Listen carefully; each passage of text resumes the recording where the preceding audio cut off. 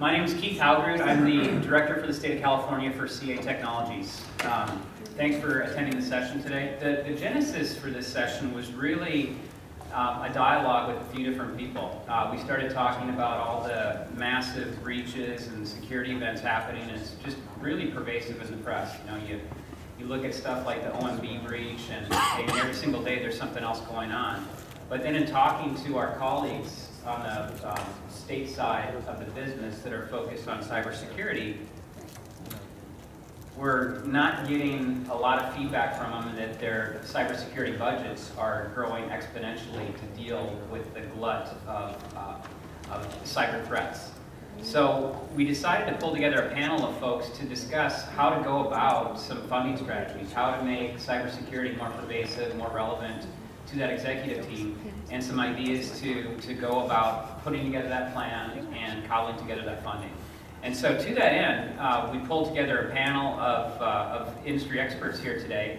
And what we'd like to do is just kind of keep this as a free-form event. So if we have something that comes up and it spurs a question, please get that hand up. We are going to be rewarding some participation today as well. So please participate, and there will be awards. So introducing that panel that we have compiled for you, we have Joseph Munso. Mr. Munso is an expert in finance and administration of California's publicly funded health and human services programs. Over a state-level career spanning nearly 4 decades, Mr. Munso has held a variety of senior executive positions. Most recently, Mr. Munso assisted the California Health Benefit Exchange in early implementation stages of organizational development and assisted the Brown administration in determining policy and financing considerations for Medi-Cal programs under the Accountable Care Act. Mr. Munso also served as Undersecretary, California Health and Human Services Agency, Deputy Secretary, California Health and Human Services Agency, Deputy Director, First 5 California, Chief Deputy Director, California Department of Health Services, Deputy Director for Administration, California Department of Health Services, Chief of Financial Management Branch, California Department of Social Services. Mr. Munso was also the chairman of California First 5 Commission and served on the Managed Care Risk Medical Insurance Board. We also have Jamie Mangrum. Mr. Mangrum has been an information technologist, innovator, and leader for over 30 years. Mr. Mangrum has served California in many IT leadership roles, including Chief Information Officer, the California Correctional Healthcare Services, Assistant Secretary, California Department of Corrections and Rehabilitation, Chief Information Officer, California Department of General Services, and Mr. Mangrum is currently Chief Information Officer at the California Department of State Hospitals. Mr. Mangrum and his team recently received the 2015 Best of California Award honoring public sector technology innovation for the Personal Duress Alarm System Project. And lastly, we have Anthony Souza. Mr. Souza is the founder of Government Policy and Strategies. Government Policy and Strategies was created to provide research-based policy analysis and business development services to technology firms pursuing opportunities with the state of California. Mr. Souza was also a founding partner of Public Sector Partners. You might have heard of those folks as well. Mr. Souza has a distinguished public sector career that includes serving as Chief of Technology and Strategic Planning for the California Children and Families Commission. In that capacity, Mr. Souza created an organizational technology model including state-of-the-art office automation, mobile working environments, a statewide program evaluation system, and an award-winning geographic information system. Prior to the Children and Families Commission, Mr. Souza served as the Chief of Administration for the Information Technology Service Division at the California Department of Health Services. At this point in time, I'm going to turn it over to Mr. Souza. He's going to moderate the panel today. As I said before, please jump in with any questions, and he'll have some good questions for you as well to make some guesses at, and we'll have some awards for you guys. Great, thanks, Keith. Excuse me. First thing I want to ask, how many people in the room, California state government? Okay, vast majority. Local government? A couple industry folks? A couple more. Okay, great, thanks. So title for our session today, Funding Secrets for the ISOs from the Expert. I had decided to kind of on the fly change that a little bit. Maybe too far away here. Because I think the key is making security matter. You need to make it matter to executive leadership, to the people that own the purse, and to the people that make the rules. Because things that matter get funded. So we've gone through some introductions. As Keith said, we'd really like some kind of interactive session going here. So as we step through stuff, if you have an immediate question, just throw up a hand and we'll take it right away. So why does security matter? Well, it matters because confidentiality matters. There's a lot of data on all of us that government is keeping to do its daily business, and the confidentiality of that really, really matters. You're a steward for the citizens' data, and you need to take care of it. Accuracy matters. So I'm driving down here this morning.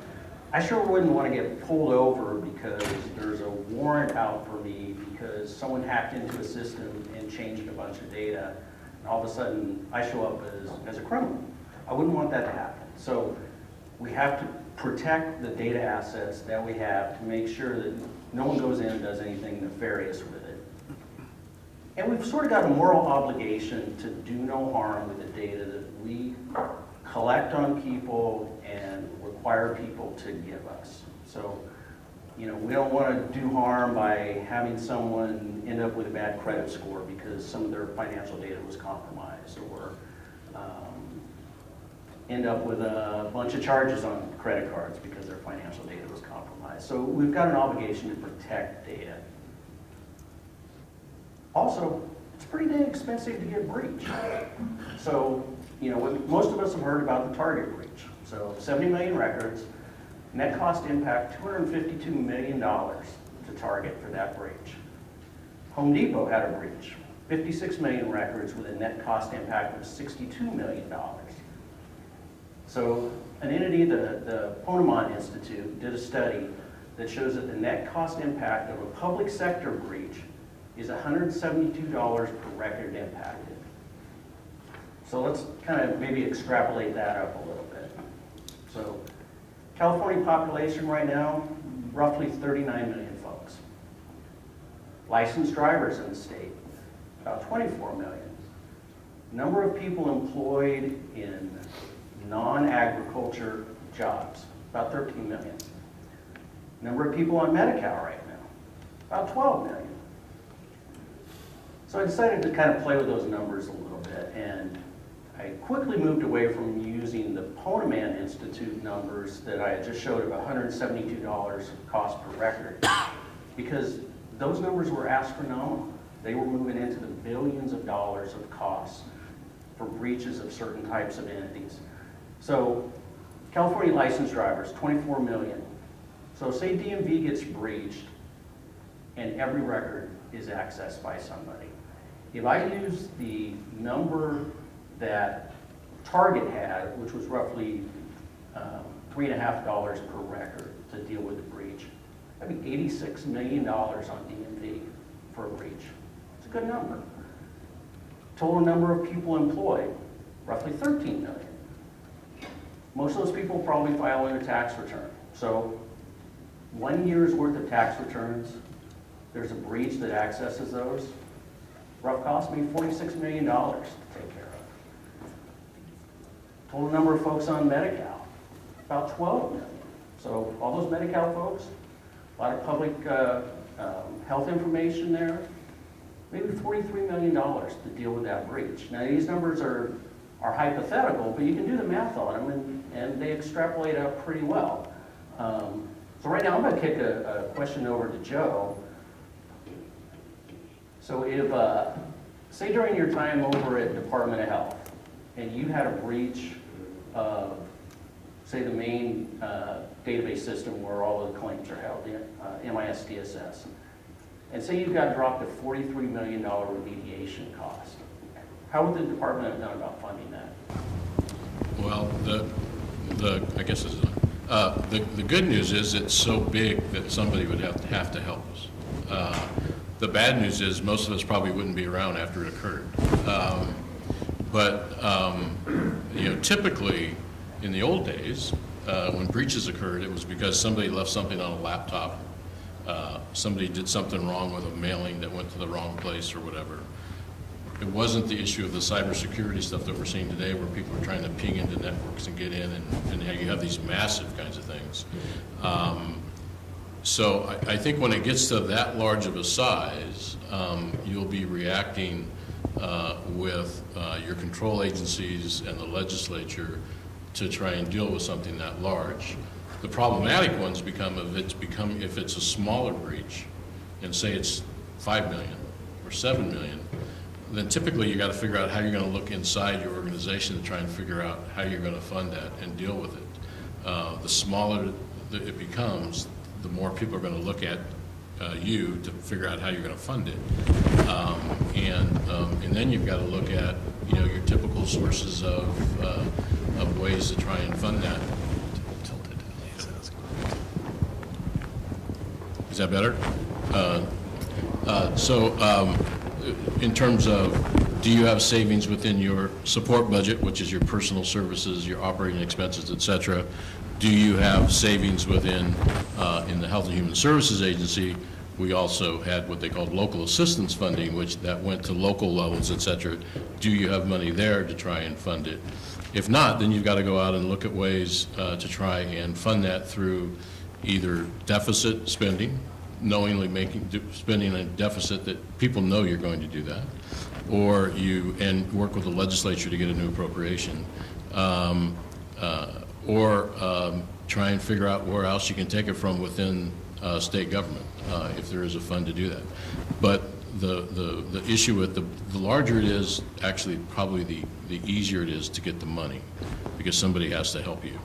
And it's so large, you don't have a way to figure it out. The smaller it is, that's when it gets tougher. So if you get breached, go big. Yes. So at this point, any questions before we keep rolling through this? Okay. So we're starting to see maybe what the magnitude of a potential problem is from a dollar perspective. So now we're also starting to see that maybe it's getting on people's radar a little bit. So you've got Russell's folks that are putting on this great event, working with Carlos and his shop to get this together. Recently, the Bureau of State Audits came out with a pretty comprehensive audit that they did on how well prepared state agencies were from a security perspective. Just spot check, how many people have read through that? Okay, most of you. It's a good read. It's like 80 pages. You can find it out at csa.ca.gov. Nice read. Common theme throughout that audit report. Compliance is not happening to the degree that it should, and the most commonly cited issues causing that are inadequate budget and staff shortages. So basically two things that we wheel off with money. So, and then, Joe, I had a couple more questions for you. From your experience, how aware do you feel department and or agency leadership is about the threat level and potential impacts of cybersecurity? It's probably a little bit higher than it used to be, but I still don't believe that there's a real true understanding of the potential threats and the potential size of what those threats might be. I know this governor has created a cyber task force, security task force. He also just created I think it's called a Cyber Security Integration Center or something like that. So the awareness, I believe, is going up, but I don't believe people understand the potential magnitude, the potential cost to try and do this the right way, and the kinds of activities that are needed to ensure that those kinds of the major breaches don't occur. The good news is that, you know, these things are always about opportunities, and with awareness, there's usually more opportunities for people to begin looking at these issues. But I don't think that there's probably a really high level of awareness with everything else that goes on a day-to-day basis at the leadership levels. Okay, so how do you think people should best go about fixing that? Well, if I was within a department that was looking at thinking that I had a need in that area, I would begin to brief people, particularly around, given the fact that the governor has made this a priority, about the need to begin looking at do we have the appropriate resources to ensure the safety of our networks, our data, et cetera. And if not, what could we do about it? How much do we think it would cost? How do you think you could fund it? There may be a variety of ways to fund it. In the Health and Human Services Agency, there's a lot of different funding sources, so there could be various opportunities. So you need to look at all your funding sources, and could you get help from the federal government? Could you get help from fee payers, et cetera? And then, how best to bring that forward to make it a priority for folks. Is it best through the normal budget process? Would it be best to bring it through the task force process that's been established? So it's raised in that level. It might be best to bring it in both ways. But first you have to convince your leadership that it's a critical budget issue, and where does it shake down from a priority standpoint. But those are the things that I would look at. Okay, great. Any questions? Well, it's kind of striking that I hear you have to convince your leadership, where my stance would be more so that there's a set standards and policies in the state where there's really no convincing to have to do the leadership. You just apply the policy and adhere to the standards within that policy. I think absolutely agree, and maybe I'll let the guys follow up my quick response. Absolutely agree. I think that there are good policies in place, and that the best policy is to follow the policies. I think what we're seeing from the time that I spent out with CIOs and security officers, and then reinforced by the work that the state auditor did, there seems to be a lack of resources, both staffing and financial resources, to actually implement and keep those policies current. So, guys, Jamie, thoughts on that? I think that, it's across the board, whether it's in information security, technology, or just the business, there's always a shortage of resources, whether people are budgetary. I think that, quite honestly, what you just said, and I apologize for making this statement, you kind of lead into my perspective on this. We automatically assume that there are policies in place and that people will do things based on the fact that there's a policy in place, and that's not always the case. Matter of fact, in most cases, it's not. What we do in information security, it's really what we don't do that kind of, I think, puts us at a disadvantage. In most cases, when we run into budgetary problems within the state, on a regular basis, they don't really hear anything ever coming out of information security, meaning it's quiet. They don't know that there are breaches that are ongoing. They just assume that because they don't hear anything, that everything's okay. So quite honestly, I've seen in most history with me that they actually put information security more on the same level of like training, where if they start looking for a budgetary center to start cutting within the organization, they'll start cutting it into employee training, and they'll actually start cutting into information security because they take that silence, the lack of information, as basically being that everything's okay. I don't need this. And so what happens is, as a result, we end up taking huge hits, and so on. So what I was driving in this morning, I was thinking, what would I really say to help, people move forward? Well, the reality of it is, it's basically a sales issue. It's a marketing issue. You don't want to inundate your executives that you're responsible to, but you need to keep them informed. The way that you don't get cut and you keep the lights open or on is basically make them believe that they can't live without you. And the way that you do that is you consistently educate them on, these are the things that we prevented this month. This is how much we basically saved you in fines and penalties. I have it kind of easy, to be honest with you, because I have clinics and hospitals, and I think that organizations and health and human services have an easier road because we have PHI that we have to protect. So everybody's like, oh my God, patient data, we really need to take care of that. So we have HIPAA money and things like that that is available to us. But even we have, problems and issues. We have budget cuts this year across the board, and even in our information security and privacy area. And I think we do a good job basically educating our folks, but even so, they're still making cuts, and so on. So I would say that don't, run around like everything's on fire and scare people, but you need to market the successes of your organization and make sure they really understand that you're an integral and critical part of the operations and a necessity. If you're quiet, they don't think you're a necessity, and they'll basically get rid of you. And that's basically the easiest way to put it. So that's my advice. Don't rely upon policy. And even in IT, I always kind of joke, there's law and then there's like IT law. And let's say hypothetically you're not in compliance with something that's actually in law with IT, and you get stopped at a red light. What Anthony was talking about is no one's ever going to say you've got a bench warrant because you haven't consolidated email. I'm taking you in right now. It's IT law. In some ways it doesn't hold quite as much. So you can't rely upon it. You just rely upon good people understanding a threat and that it actually does impact them, and how then they actually respond and fund something along those lines. Great. Any other questions?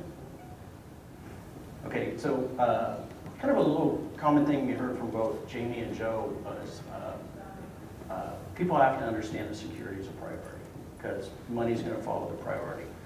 So we're going to take a little detour for a second and hand out some gifts for some people who've got some good answers, just to kind of do a level set on budget priority in the state. So first question, and we'll let maybe two people try to answer it. So how much was requested to expand and sustain the Healthier You State Employee Workplace Wellness Pilot Program in this year's governor's budget? Come on, a couple of hands. We've got Starbucks gift cards. Would it depend upon the scope of how many employees you have? Well, you can just make a guess for the dollar amount. So 2 million. 2 million? 10. 10. Okay. Actually, not a whole much. About 120,000. So I guess that gentleman right there. Okay, numbers get bigger coming up though. All right. So how much was requested for the planning, just the planning phase, development of a sea level rise database? 500,000. Ah, you already won. I would say less than around 250. 250? Oh, okay. Anyone else? Okay, right here. 150. Okay, so how much was requested to increase the funding for the evaluation of medical care provided to inmates in California? Ma'am? 4 million, okay. 5. Okay. 3.85, so. Okay, so how much funding to increase the amount going out to local arts programs in California? Guesses? 7 million. Anyone else? Okay, over there, 5 million. All right, this was one of my favorite ones. So, how much was requested to increase the funding for the disposal of illegal fireworks? That's an add into the state budget this year. 75,000. Okay. Anyone else? Okay, ma'am. Okay, and you said how much? 75,000. Okay, so it goes over to the young lady over there. Actually, $5 million to dispose of illegal fireworks. So, bonus question. What is the backlog in total weight of those fireworks? And we'll give a card to whoever answers up. Okay, this guy gets it right here. It's actually 164,000 tons. So I guess no smoking zone there. Okay, so the last one we'll roll out, and this was just to put it in perspective, all right? This last governor's budget, how much was approved for new funding for cybersecurity? Approved. Okay, anyone? 0. Okay, anyone else? 3 million. Okay, actually, 2.5 million, generally. So I just wanted to throw that out, you know, a little bit of silliness, but it puts it in perspective. I mean, there are a lot of things that are being funded, and cybersecurity is not one of them. So going back to what the guy said, you know, we got to figure out strategies to get that money flow going and to get the executive leadership to understand that there's an issue here. Yeah. Hey, question for Joe, if you knew something about this, but just wondering, so the executive order from the governor's office, especially the cybersecurity integration Yeah. thing, does that come with any appropriation for departments to access like a grant or something like that they can leverage from a funding perspective? As far as I know, it did not at this point. I think they were going to be trying to apply for some federal grants. But at this point, I think it was everybody pitching in from the various, what is there, like 12 or 14 entities that were going to be on it, and then the Office of Emergency Services coordinating the whole thing. Yeah, and I'll do a little follow-up information on that. There's a bill that's sitting at the governor's desk right now. It's an Irwin bill. It's AB 670. Basically stipulates the every 2-year security assessments for all the departments. Zero funding appropriation to that. All supposed to be done with existing resources. So, so we'll quickly, because we're getting a little bit short on time, go through some traditional funding strategies. And I'll look to the guys to you know, make some comments and obviously try to fill some questions. So you can go the traditional route, submit a BCP for additional funds and resources. Long cycle time on it, obviously. Lots of documentation, a lot of hoops to go through. But that's the traditional way to look to bring in new position resources and new funds. Joe articulated a little bit on this issue, identify fund sources. So certain departments, there's a lot of different fund sources that are out there, not just state general fund dollars. So a lot of federal funds, a lot of special fees, special funds that are out there. Those can be sources to try to drag in some more money. You can attach it to a larger effort. The folks over at Department of Healthcare Services, HIPAA's been a big thing for them. I think they've been able to pull down maybe over $30 million to address HIPAA issues over at Department of Health. Jamie, you guys able to pull down HIPAA funds? We are small enough, but it does help to contribute. Yeah, so that's, you know, if you can find those sources, that's a good thing. Attach it onto a programmatic change. You know, as Keith was doing the introductions and he mentioned Joe's work over at Covered California with the ACA and helping the governor's office with some of the policy around ACA. When you have major programmatic changes that are sweeping in billions of dollars in new money to the state, if you can try to wrap a security element into that programmatic change, typically you can access some of that money. So you can try to incorporate security into a new technology project. So you've got a project that you're going to stand up, you're going to ship it over to Carlos's shop to have him do the reviews and stuff. You can make that paradigm shift in thinking that every time I stand up a project, I'm going to try to wrap more and more security into it, and even try to make up for past security shortfalls. You can try to get a department to sponsor a legislative package that includes funding. Once again, kind of a long cycle time for that, but it's a chance to be a little bit proactive in your thinking and try to get that. And then there's traditional redirection inside of a department. So if you can elevate to your executive leadership that you've got more need than someone else inside, you know, you can try to access money that way. So I'll kick over to the guys. Anything else you want to add to this list? No, I think if there's a way you can figure out how illegal fireworks are a part of it, sounds like there's an opportunity there. No, I mean, there's only so many ways. I think everybody here knows those if they've been in state government for a week and a half. I think it's the squeaky wheel, and you do have attention within this administration of the need. I would take advantage of that if you really think that you need resources. And we talked about the policy should drive the resource need. That's true. There's tons of policies that aren't funded. And what policy becomes the priority policy in terms of getting those resources. And so I would think that if it's this is a real appropriate time to begin looking at that analysis and raising those issues up, because it looks like it is a priority within the folks in the horseshoe right now. Again, though, it's going to come up against a lot of priorities as it goes through the budget process in terms of health care, school funding, local funding, et cetera. And so it'll be a tough road, but there's no harm in trying if you think it's a big need. So I think you've got all the basic ways there, Jamie. I don't know if you. I think that unless you have some sort of a catalyst event where a large-scale breach, the likelihood of you getting a standalone BCP package, budget change proposal package out of your own department and agency because of competing, needs is not very high.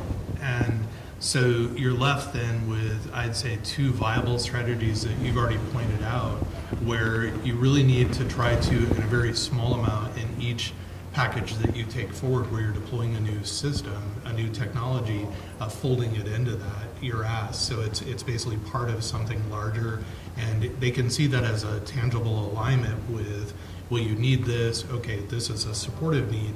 And to be honest with you, the way they're going to look at it is, if you're deploying a huge case management system and you need one person on your call center and things like that, they'll understand the logic of the increase.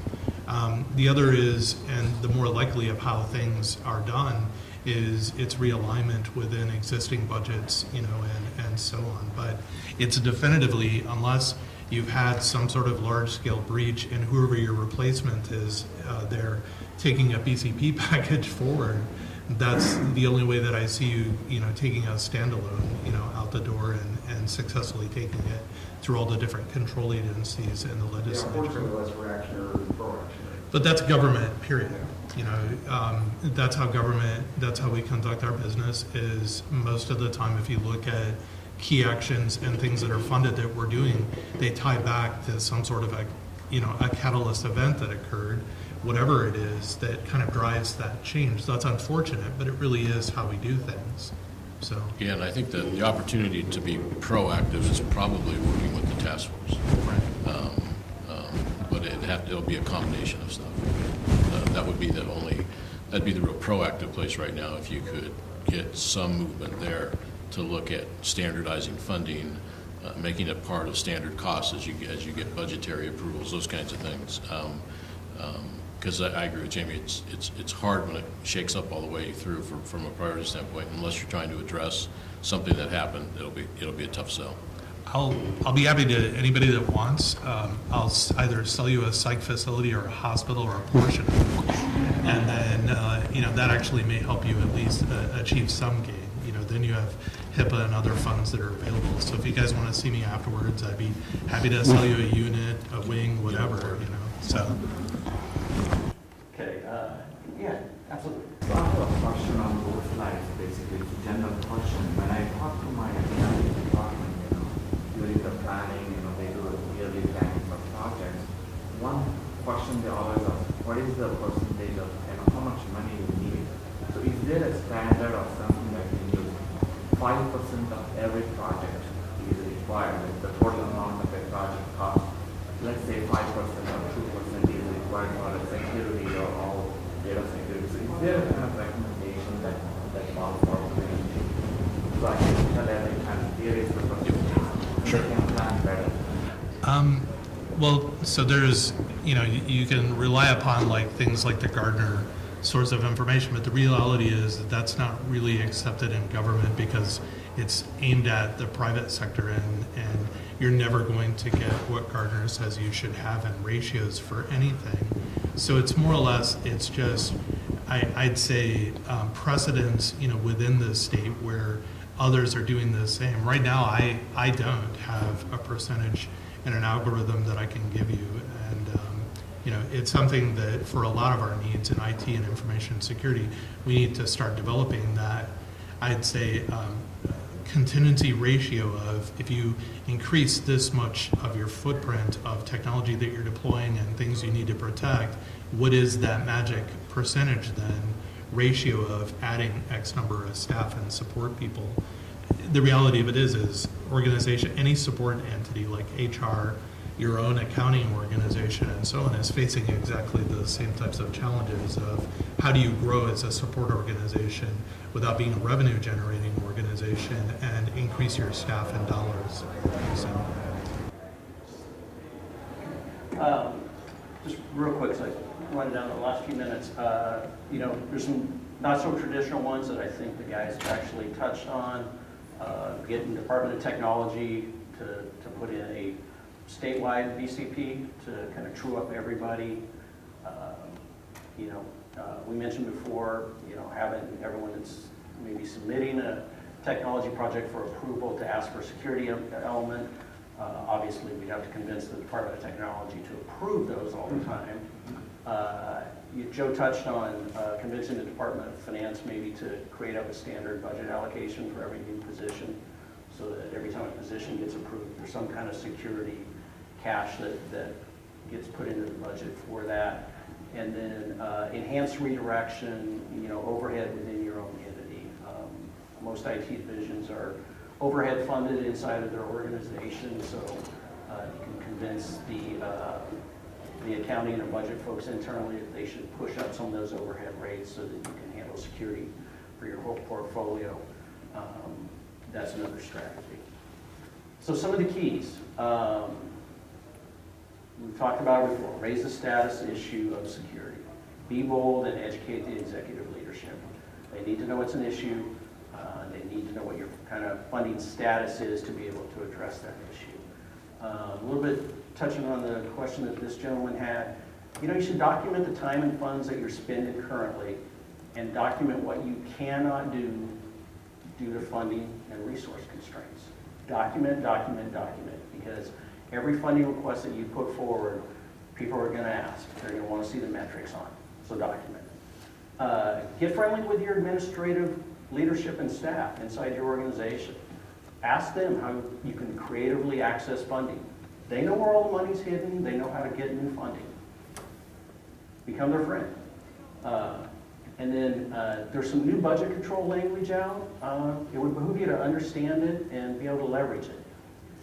So budget letter came out, it's 1522, basically allows departments to utilize the funding associated with vacant positions or anything else inside of the agency. So they won't take the position away. They will just let you use that money for other things. Traditionally, it's been a little bit difficult to move money from personal services budget line items into OE&E line items where things like most security efforts are paid for. So you might want to give this one a read and talk to your budget folks about what kind of leniency it gives your operations. And then there's a new section 26 that kind of ties with that budget control language. And it authorizes actually the movement of the budget authority between personal services and operating expense. So take a look at those two things. If you have any questions about them, feel free to reach out to me and I'll give you whatever information I have on it. But basically, it's another venue to try to access redirected funds inside of your own organizations. So with that, any further questions for the guys or myself? Yes? I have a question actually for our private folks here. You don't have lobbyists, right? Yes, no? You have them, right? I'll say what you do is, it's in your own best interest, right? Because a lot of our IT stuff is equipment, consulting and services. So if they were to apply, you know, they're talking, they have more money, more contact with the legislature than we will ever have. Just the basic rules of life. If there was, you know, legislative issues, maybe take a CIO with you or a CTO or ISO or something, yeah, have those kind of discussions. I think we will be purchase, they would then be more willing to grant money to look through the budget process today. It's all about educating. Yes. So I don't have a question really, but I do have a warning about your transferring budget from personnel to operations. I work at a UC system, and this is a standard practice for years that we didn't have a personnel, so we take that money to fund operations. After a while, your operations is funded by your empty positions. And so it kills morale because you can't hire people because the money you're using for operations is coming from your position. And then people are like, well, we can't hire people, we can't leave, we can't do other things, we can't actually fund our services. So this is great for short term, a morale killer for long term. Great point. Anyone else? Okay, we will wrap with that. Thank you all for attending. I guess there's like some little things to fill out if you have a notion for that. I've got cards up over on the desk if anyone has any follow-up questions. Yeah, thank you so much for attending this morning. Grab me if you want a copy of the presentation or any follow-up items. I really want to thank our panel that came here today and was very forward and forthcoming with information on, you know, this paramount task that's in front of us. You know, execute on these cybersecurity needs, but do it with a shoestring budget, and you know, maybe give us some creative ideas on how to go after the monies that we need to actually execute on the mission that's in front of us. So, thanks again for your participation, and enjoy the rest of your day.